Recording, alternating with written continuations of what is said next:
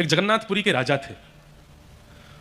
उन राजा ने नियम बना लिया कि महाप्रसाद जैसे ही मंदिर से छूटता था, ठाकुर जी को अर्पित होने के बाद सबसे पहले वो महाप्रसाद उस राजा के यहां आता था।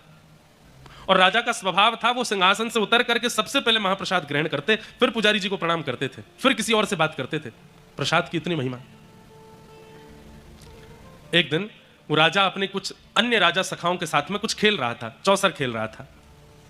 इतना खेल में व्यस्त हो गया, इतना खेल में मगन हो गया, उसी समय पुजारी जी प्रसाद लेकर के आ गए। किसी ने आके कहा, राजन प्रसाद आया है महाप्रभु जी का। तो राजा ने कहा, बस बस 1 मिनट लगेगा मुझे, उनको बैठाओ, मैं अभी आता हूं। राजा यहां चौसर खेलने में लगा, बाहर जाकर के संकेत किया, बोले राजा कह रहे हैं वो अभी आएंगे, आप 2 मिनट प्रतीक्षा करो। तो पुजारी जी को यह बात अच्छी नहीं लगी कि इन्होंने प्रतीक्षा करने के लिए कहा, ठाकुर जी का प्रसाद प्रतीक्षा करेगा। पुजारी जी उठ करके वहां से चले गए। जैसे ही पुजारी जी वहां से गए तो थोड़ी देर में राजा खेल से निवृत्त होकर तुरंत भागा, प्रसाद आया, प्रसाद लेकर के आओ। तो सैनिकों ने कहा, प्रसाद तो ले गए पुजारी जी, आपने प्रतीक्षा के लिए कहा तो उदास होकर के ले गए।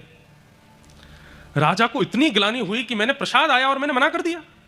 मैं खेल में इतना तल्लीन हो गया, उसमें इतना मगन हो गया कि द्वार पर आए हुए प्रसाद की अवहेलना कर दी मैंने।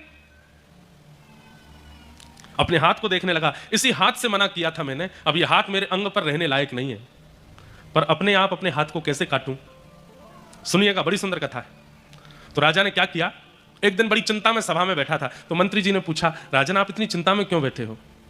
तो राजा ने कहा, मैं तुम्हें बताऊं, तुम किसी को तो नहीं बताओगे? मंत्री बोले, नहीं मैं किसी को नहीं बताऊंगा। बोले, एक प्रेत मेरे कक्ष में आता है रात में, और रात में वो प्रेत नहीं दिखता, केवल उसका हाथ जंगले से दिखाई देता है, और उसका हाथ देख करके मुझे बड़ा डर लगता है।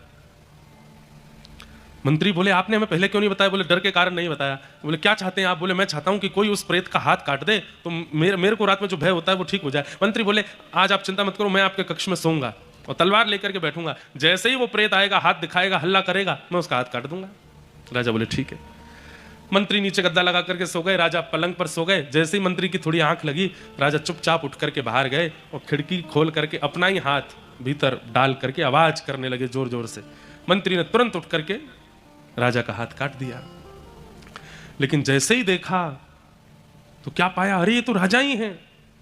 राजा ने अपना हाथ कटा दिया, और जब कटे हुए हाथ से राजा जगन्नाथ महाप्रभु का दर्शन करने के लिए गए और कहा, भगवान यही एक अपराध मुझसे हुआ कि मैंने खेल में तल्लीन होकर के आपके प्रसाद को अस्वीकार किया। जिस हाथ से मैंने मना किया था प्रसाद लेने को, आज उस हाथ को कटवा दिया, अब यह हाथ नहीं रहेगा। महाप्रभु जगन्नाथ जी प्रसन्न हो गए, उसको हृदय से लगा करके उसका हाथ पुनः प्रकट करवा दिया और कहा, राजन तुम्हारी इस भक्ति से मैं बहुत प्रसन्न हूं।